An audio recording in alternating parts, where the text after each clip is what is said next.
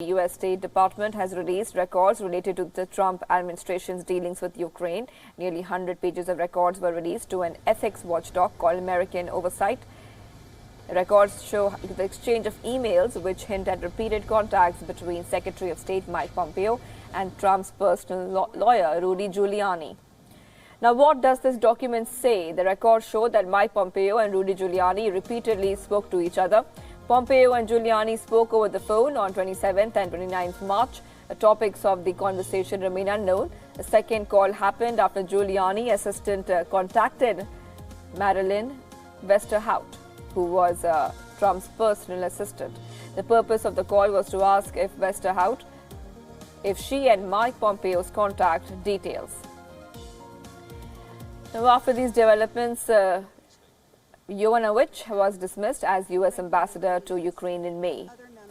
The executive director of American Oversight, Austin Evers, made sense of the report and said that, and I quote here, "We can see why Pompeo has refused to release this information to Congress. It reveals," and I quote, "a clear paper trail from Giuliani to the Oval Office to Pompeo to facilitate Giuliani's smear campaign against U.S. ambassador." He said that this is just the first round of disclosure.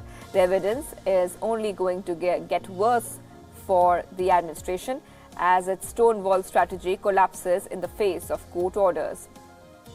Remember, the U.S. ambassador in question, Wion, testified to the impeachment inquiry. She claimed that she was fired over false claims by people with questionable motives.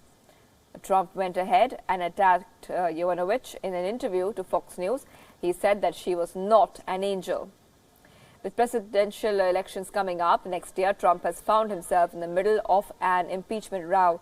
The controversy started when Trump was accused of withholding military aid to Ukraine to pressurize the country into investigating his direct political rival Joe Biden. So far, 6 witnesses have testified that Trump has strongly denied any wrongdoing so far.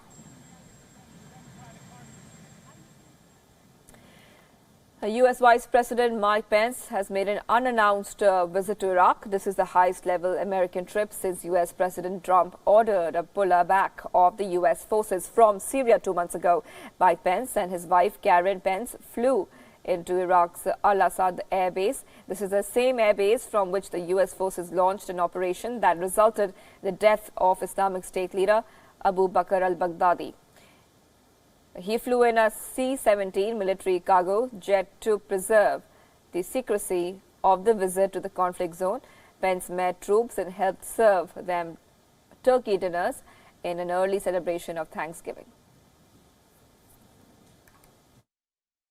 As I said to our troops at Al-Assad base and here at Erbil earlier, the American people will pause around a Thanksgiving table and remember what they're thankful for this week. But at every Thanksgiving table, I know that every American will be grateful for our armed forces, and particularly for those who've been on this frontier of freedom.